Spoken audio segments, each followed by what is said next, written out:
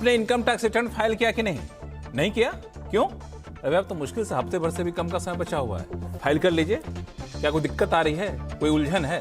तो ऐसी हर उलझनों को दूर करने के लिए लेकर हम हाजिर हैं आपका पसंदीदा शो टैक्स गुरु, जहां हम नियमों के दायरे में रहकर टैक्स बचाने के बेहतरीन तरीके ही बताते हैं और आपको आसान तरीके से इनकम टैक्स रिटर्न फाइल करने के तौर तरीके भी समझाते हैं। नमस्कार, मैं हूं लक्ष्मण राय और आज हमारे साथ होंगे जाने माने टैक्स एक्सपर्ट मुकेश पटेल साहब, जो कि अहमदाबाद से जुड़े हैं। मुकेश जी, आपका स्वागत है। और आज हम लोग हमारे जो रिटर्न फाइलर्स हैं उनको थोड़ा सा कुछ ऐसा टिप्स दीजिए जो अगले पूरे एक साल तक याद रखें आपको। तो मुझे पता है पिछले दरवाजे से इन्होंने, मुकेश पटेल जी ने बहुत सारे ऐसे टिप्स तैयार करके लाए हैं। तो अगले आधे घंटे तक कहीं नहीं जाइएगा, क्योंकि हम आपको बताने वाले हैं कि क्यों समय पर ITR फाइल करना जरूरी है, वरना गंवा सकते हैं भविष्य में टैक्स बचत का हर मौका। क्या 12.5% लॉन्ग टर्म कैपिटल गेंस चुकाने के बाद भी मिलेगा इंडेक्सेशन का फायदा? और साथ में आपको ये भी बताएंगे कि अगर आपका एम्प्लॉयर TDS कम काटा है तो क्या एम्प्लॉय को चुकाना होगा ब्याज? ऐसे सवाल हैं जो हर टैक्स पेयर्स के मन में उलझ पैदा होते रहते हैं। तो ऐसे हर सवालों का जवाब देंगे, लेकिन सबसे महत्वपूर्ण सवाल जो शुरू में ही आपको पूछा था कि क्या आपने इनकम टैक्स रिटर्न फाइल किया है कि नहीं किया। दरअसल ये रिटर्न फाइलिंग जो है ना, उसका महीना चल रहा है।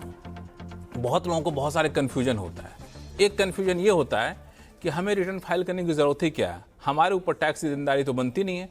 उल्टा इनकम टैक्स विभाग के ऊपर मेरा पैसा बचा हुआ है, भैया वो दे देंगे पैसा, हम क्यों फाइल करें, वो दे पैसा, हमारा जो पैसा लिया है। लेकिन ऐसा है नहीं। अगर आपने रिटर्न समय पर नहीं फाइल किया है तो बहुत सारी सुविधाएं हैं जिससे आप वंचित हो जाएंगे, बहुत सारा फ़ायदा आप नहीं उठा सकते हैं। वो कौन सा फ़ायदा जो नहीं उठा सकते हैं और रिटर्न नहीं फाइल करने का समय पर क्या नुकसान है, ये मुकेश पटेल साहब से समझेंगे। मुकेश जी, बहुत लोगों को लगता है कि हमारे पास टैक्स की देनदारी बनती नहीं है, रिटर्न फाइल करना क्यों ज़रूरी है। कई लोग कई सारे उलझन में रहते हैं, पेच में फंसे रहते हैं, तो फिर ड्यू डेट के बाद रिटर्न फाइल करते हैं। सोचते हैं चलो कुछ पैसा ही लग जाएगा, लेकिन फाइल कर देंगे, बाद में कोई दिक्कत नहीं है, कुछ पैसे ही तो लगेंगे। लेकिन ऐसे लोगों को जो समय पर रिटर्न फाइल नहीं करते हैं, ड्यू डेट के बाद करते हैं, उनको क्या नुकसान हो सकता है? लक्ष्मण जी, आपने बहुत सही मुद्दा उठाया है। लोग समझते हैं पहले तो आप रिटर्न फाइल नहीं करेंगे, आपकी टोटल ग्रॉस इनकम टैक्सेबल दायरे के बाहर है, माना it is more than the taxable exemption limit, तो आपका ये लायबिलिटी बनता है। आप उसको नहीं अदा करते हैं तो उसके बहुत सारे आपको कॉन्सिक्वेंसेस फेस करने पड़ते हैं। आपने कहा कई लोग ये सोचते हैं कि भाई चलो 1,000 या 5,000 की लेट फाइलिंग फी है, वो भर के हम कर देंगे, क्योंकि कई केसेस में तो वो टैक्स नहीं भरने का होता है, इसलिए वो सोचते हैं कि हमको कहाँ इंटरेस्ट लगेगा। पर ये इंटरेस्ट या लेट फाइलिंग का टैक्स का सवाल नहीं है। अगर आपने समय पे नहीं भरा तो apart from the late filing fee, बहुत सारे केसेस में लक्ष्मण जी ऐसा होता है कि आपके लॉस होते हैं। कैपिटल आपने शेयर मार्केट में ट्रांजैक्शंस किए, कैपिटल शॉर्ट टर्म या लॉन्ग टर्म का लॉस होता है। आप कोई बिजनेस करते हैं तो आपका कई बार बिजनेस का भी लॉस नुकसान होता है। तो ये जो नुकसान होता है वो आयकर कानून के तहत आप उसको अगले साल में कैरी फॉरवर्ड कर सकते हैं और उसका फायदा आगे के वर्ष में ले सकते हैं। अब कई लोगों को ये पता नहीं है कि हम अगर ये डी डेट चूके तो फिर गड़बड़ सबसे बड़ी ये होगी कि आप लेट भरेंगे, लेट फाइलिंग फी भी भरेंगे तो भी आपका नुकसान जो है वो मर जाएगा। Means you will not be entitled to carry forward the short term और लॉन्ग टर्म कैपिटल लॉस या बिजनेस लॉस। समझिए आपका 1,00,000 रुपये का शॉर्ट टर्म इक्विटी का लॉस आप you are entitled to carry forward. आपने समय पे 31 जुलाई पे रिटर्न नहीं भरा तो क्या प्रॉब्लम होगा? 1,00,000 का सीधा 20% गिन लीजिए, अगले साल को आपको फायदा मिल सकता है, 20,000 का नुकसान हो गया। तो लक्ष्मण जी, ये जो बात है बहुत अहम है और ख्याल में रखने वाली है।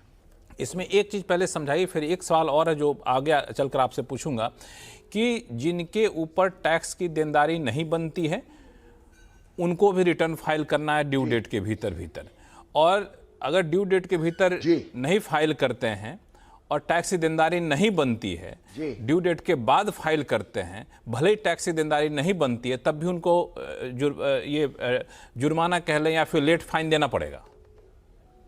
लेट फाइलिंग, लक्ष्मण जी, कई बार लोग समझते नहीं है। समझिए आपका 5,000 रुपये का रिफंड है, हाँ, और आपने लेट फाइल किया, हाँ, होगा क्या? वो जो 5,000 का लेट फाइलिंग फी है, आप सोचेंगे मैं नहीं भरूंगा, पर आपका रिटर्न जब फाइल करेंगे, ये 5,000 का रिफंड के सामने ये फाइलिंग फी सेट ऑफ हो जाएगी, माना रिफंड में से कट जाएगा ये। हाँ, दूसरी बात आपको ये ध्यान में रखनी है कि अगर आपको एक्चुअली भरना है और जब तक आप भरते नहीं है आपका आईटीआर अपलोड भी नहीं होगा, तो ये मत समझिए कि मैं लेट फाइलिंग फी भरे बिना कोई भी तरीके से मैं अपना रिटर्न अपलोड कर दूं और वो एक्सेप्ट हो जाए, ये पॉसिबल नहीं होगा। नहीं हो तो बहुत ही आसान भाषा में मुकेश पटेल साहब ने समझा दिया है, इसका ख्याल रखिएगा। अब एक सवाल और पूछूं मुकेश पटेल साहब, इस बीच कई सारे फोन कॉल जुड़ चुके, उनके पास जाऊंगा मैं, कि सवाल यह है कि बहुत लोगों को long term capital gains loss जो होता है, इन सबको मैनेज करने में बड़ी मुश्किलात आती है। अंतिम समय में बहुत सारे दस्तावेज जुटा रहे होते हैं, पता है कि हमें लॉस हुआ है, लेकिन हम पूरा एग्जैक्ट डेटा नहीं पता है, एग्जैक्ट डॉक्यूमेंट नहीं पता है। तो कोई तरीका है क्या कि ड्यू डेट तक कुछ टेम्पररी कुछ भर दें और फिर बाद में चल के अपना पूरा डिटेल देते रहेंगे? बिल्कुल लक्ष्मण जी, जो आपने उपाय बताया है वो कानूनी तौर से सही उपाय हो सकता है। आप इतना as a smart taxpayer याद रखिए कि मैं एक बार, जैसे एक समझिए स्टेशन से ट्रेन छूट रही है, तो आप क्या करेंगे? भले आपका फर्स्ट क्लास का डब्बा हो, लेकिन आप डब्बा ढूंढते रह जाएंगे तो ट्रेन छूट जाएगी। आप क्या करेंगे? एक बार लास्ट में भी आप ट्रेन पे चढ़ जाएंगे और ट्रेन पे चढ़ के फिर अंदर बीच बीच से होके आपके डब्बे और आपकी सीट को पकड़ लेंगे, तो ट्रेन तो आपकी छूटी नहीं, आप बच गए। इसी तरीके से 31 जुलाई के पहले मान लीजिए you are not sure about कि मेरे को कितना exact capital loss carry forward claim करना है वगैरह, तो एक बार आप अपना आईटीआर जो भी अवेलेबल इंफॉर्मेशन है उसके आधार से भर दीजिए। ओरिजिनल रिटर्न आपका टाइम से भर दिया, फिर याद रखिए कि आपको 31 दिसंबर तक ये रिटर्न रिवाइज करने के लिए 1 भी रुपया चार्ज दिए बिना आपको छूट है। तो जल्दी से जल्दी मौका उठा के अपनी इंफॉर्मेशन ठीक ठाक करके आप अपना रिटर्न रिवाइज कर दीजिए। तो रिवाइज रिटर्न, अगर ओरिजिनल रिटर्न टाइम से है तो रिवाइज रिटर्न में जो भी आप लॉस का या इनकम का सुधार करेंगे वो बरकरार रहेगा and you will get the benefit of carry forward of loss. तो ये तरीका हमारे टैक्स गुरु के दर्शकों के लिए हम बताएंगे। चलिए, बहुत ही बेहतरीन तरीका बताया और एग्जाम्पल आपने बड़ा ही शानदार दिया कि ट्रेन छूट रही है तो आप अपना बॉगी ढूंढने की बजाय, अपना कंपार्टमेंट ढूंढने की बजाय जो सामने दिख रहा है उसमें चढ़ जाइए और आगे चलकर अपने कंपार्टमेंट में चले जाइए। ऐसा ही रिटर्न की तारीख नज़दीक आ रही है, डिटेल नहीं पता है, जो भी डिटेल है एक लमसम डाल दीजिए और फिर जब बाद में डॉक्यूमेंट आएगा तो रिवाइज रिटर्न फाइल कर दीजिएगा। उसमें आपको कोई लेट फाइन भी नहीं देना पड़ेगा और लेट से रिटर्न फाइल करने का जो नुकसान है उस नुकसान से भी आप बच पाएंगे। तो बहुत ही बेहतरीन सुझाव मुकेश पटेल साहब का। इस बीच कई सारे फोन कॉल्स आ चुके हैं। सबसे पहले चलते हैं मिजोरम, जहां से डॉक्टर बिधु कांति दास हमारे साथ फोन लाइन पर हैं।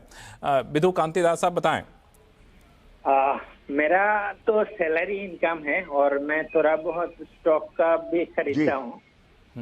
तो मेरा लास्ट ईयर का शॉर्ट टर्म कैपिटल गेन है 1,30,000, लेकिन मेरा एमटीएफ का इंटरेस्ट गया है 1,50,000।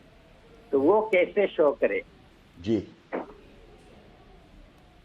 नहीं, आपका सवाल क्या है भैया कि आपका कैपिटल गेन जो लॉन्ग टर्म है वो एग्जम्प्ट है 1,25,000। Long short term capital gain का बोल भाई साहब, आपका सवाल जरा दोबारा बोलिए, क्योंकि आपने मेल से जो भेजा वो सवाल और आप जो पूछ रहे हैं मुझे समझने की आवश्यकता है, इसलिए। मैंने एमटीएफ में वो मार्जिन ट्रेडिंग फंड में जो लोन होता है, अच्छा, मार्जिन ट्रेडिंग फंड में आपने इंटरेस्ट चुकाया है, ठीक है ना? हाँ, इंटरेस्ट चुकाया है 1,50,000। एमटीएफ का इंटरेस्ट चुकाया है। आपको ये जानना है कि एमटीएफ का इंटरेस्ट आप डिडक्टिबल क्लेम कर सकते हैं अपने कैपिटल गेन के सामने। अब मैं सही समझा लक्ष्मण जी? मैं हमारे दर्शकों को ये समझाऊं, ये बड़ा इंपॉर्टेंट क्वेश्चन है कि एमटीएफ माना मार्जिन ट्रेडिंग फंड के लिए आप जो पैसे कवर करते हैं उस पर आपको इंटरेस्ट देना पड़ता है। अब सवाल यह है कि आपको शॉर्ट टर्म या लॉन्ग टर्म कैपिटल गेन होता है, तो उसकी फिगर में से ये जो इंटरेस्ट आपको चुकाना पड़ता है वो आपको डिडक्शन मिल सकता है या नहीं? तो आपके लिए मेरा जवाब यह है, अनफॉर्चुनेटली कैपिटल गेन में से आपको ब्रोकरेज वगैरह बाद मिल सकता है, लेकिन ये इंटरेस्ट नहीं मिलेगा। अच्छा, एक चीज आपको ये भी बताऊं कि कैपिटल गेन में से ये नहीं मिलता है, पर मान लीजिए आप शेयर ट्रेडिंग जो है अपना बिजनेस दिखा रहे हैं, तो बिजनेस इनकम में से बहुत सारे खर्च आपको मिल सकते हैं और उस लिस्ट में ये एमटीएफ का जो इंटरेस्ट है उसका भी समावेश होता है।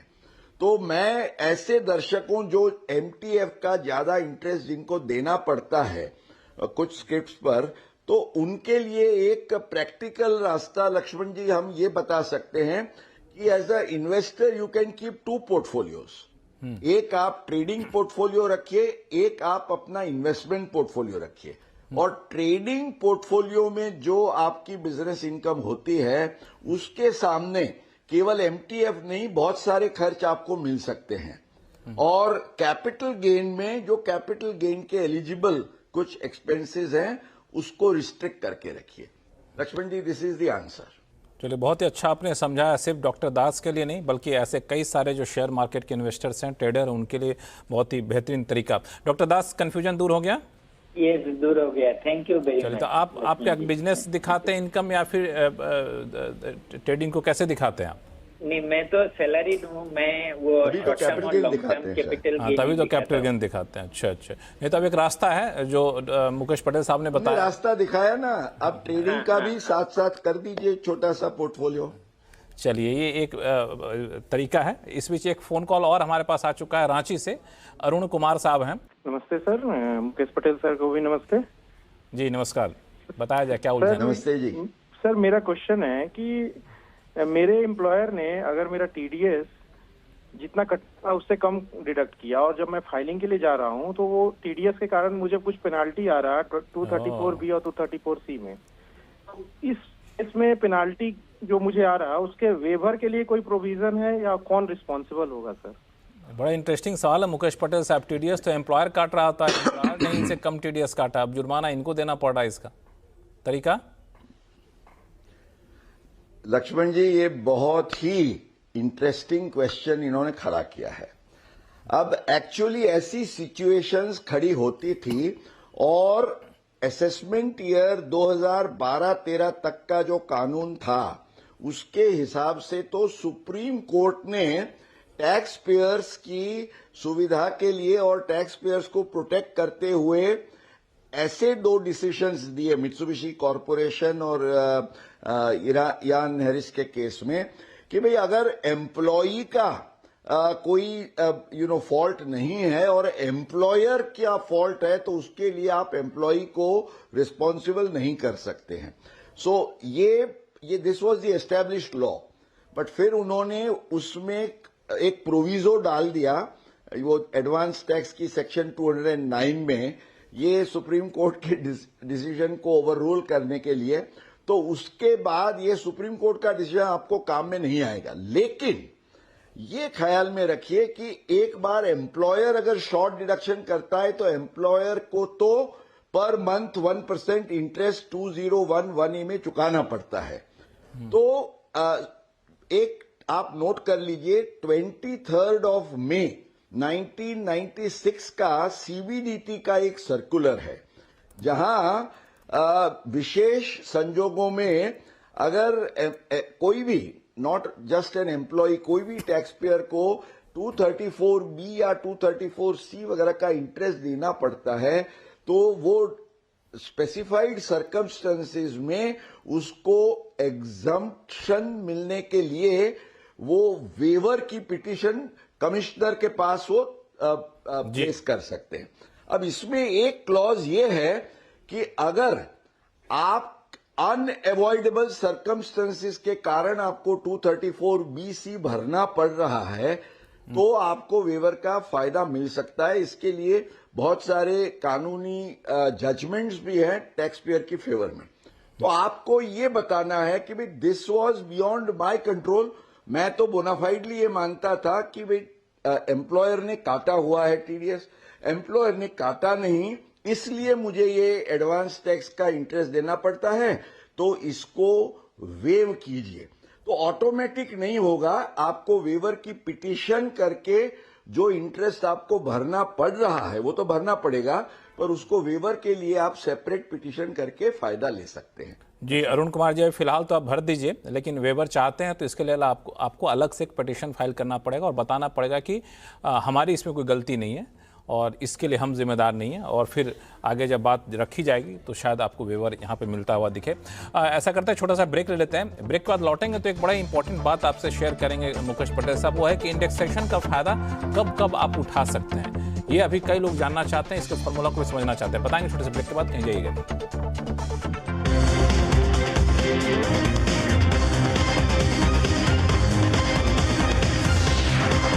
और टैक्स से जुड़े हुए आपके हर सवालों का जवाब देने के लिए हमारे साथ बने हुए जाने माने टैक्स एक्सपर्ट मुकेश पटेल साहब। मुकेश पटेल साहब, पिछले सवाल में तो आपने पिछले सेगमेंट में बड़ा अच्छा जानकारी दी। एक और मामला है वो इंडेक्सेशन को लेकर के। दरअसल सरकार ने कॉस्ट इन्फ्लेशन इंडेक्स जारी किया है और उसका बहुत सारे लोगों के मन में कन्फ्यूजन है। कन्फ्यूजन ये है कि अब 12.5% LTCG के बाद भी क्या इंडेक्सेशन का फायदा उठा सकते हैं क्या वो?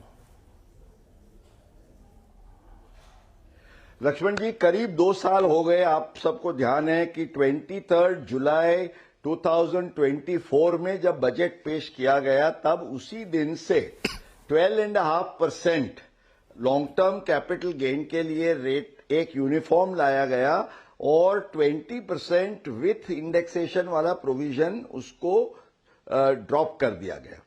उसमें कुछ रिप्रेजेंटेशंस हुए कि भाई पुरानी प्रॉपर्टीज वगैरह में लोगों को दिक्कत आ सकती है तो you should give an option. तो लक्ष्मण जी, हम हमारे दर्शकों को ये समझाएं, खास तौर से इसलिए कि अभी लास्ट वीक को ही 26-27 की कॉस्ट इन्फ्लेशन इंडेक्स जो लास्ट ईयर 376 थी, अभी 384 उसको अनाउंस की गई है। अब सवाल ये आता है कि आप इंडेक्सेशन का फायदा कब ले सकते हैं। एक तो ये समझ लीजिए कि इमूवेबल प्रॉपर्टी को छोड़ के और कोई भी प्रॉपर्टीज में आपको इंडेक्सेशन का ऑप्शन भी नहीं है। यू हैव टू पे 12.5% स्ट्रेट अवे। इमूवेबल प्रॉपर्टी में भी केवल इंडिविजुअल और HUF को ये खास विशेष फायदा दिया गया है, औरों के लिए ये फायदा नहीं है। और इंडिविजुअल HUF के केस में आपको ऑप्शन ये दिया गया है कि आप इंडेक्सेशन के साथ 20% भरिए या तो 12.5% without indexation. The option is yours, what you want to choose.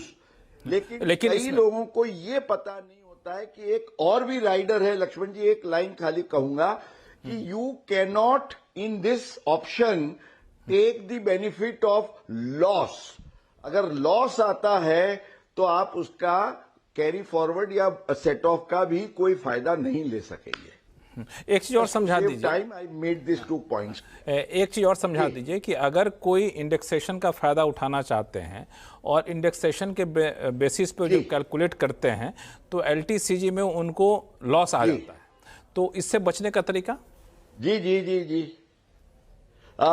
बचने का तो कोई लॉस आता है तो आप ज्यादा माना ये प्रोविजन इसलिए इंडेक्सेशन का चालू रहेगा कि मैक्सिमम आप 0 टैक्स तक का फायदा लीजिए। नहीं, मैं कह रहा हूं कि लॉस आता है तो क्या सेट ऑफ कर सकते हैं कैरी फॉरवर्ड? कोई फायदा नहीं देंगे, नहीं कर सकते। सेट ऑफ और कैरी फॉरवर्ड नहीं कर सकते। हाँ, सेट ऑफ और कैरी फॉरवर्ड नहीं कर सकते, बहुत स्पष्ट बात है। हाँ, स्पष्ट बात है, कहीं कोई कंफ्यूजन मत रखिएगा, क्योंकि मुकेश पटेल साहब बहुत गहराई में जाके इसका अध्ययन किया इन्होंने। बहुत बेहतरीन जवाब दिया आपने। इस पर कई सारे फ़ोन कॉल्स आ चुके हैं। एक गांधी धाम से एक कॉल आया है चंद्रू एम पथाई साहब का। हो सकता है मैं उच्चारण प्रोनाउंसिएशन सही कर रहा हूँ चंद्रू साहब आपका नाम का, गलत कर रहा हूँ तो सुधारिएगा मुझे। बताइए उलझन क्या है? सही कर रहे हो। सही कर रहे हो, थैंक यू सो मच। बताएं सवाल क्या आपके? हेलो जी, सवाल क्या आपके बताएं, मुकेश पटेल साहब। हाँ जी सर जी, नमस्ते।